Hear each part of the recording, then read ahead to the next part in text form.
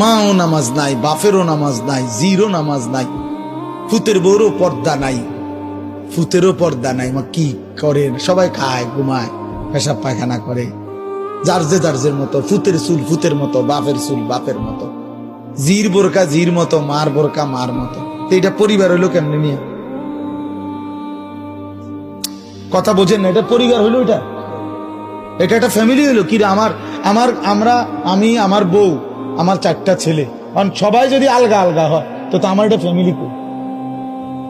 কথা বলেন না কেন? আমার চুল একরকম, আমার ফুতের চুল আরেক রকম, মার বোরকা কালো, জির বোরকা রঙ্গিলা, তো এটা ফ্যামিলি হলো কেমন? কার লগে কার মিল?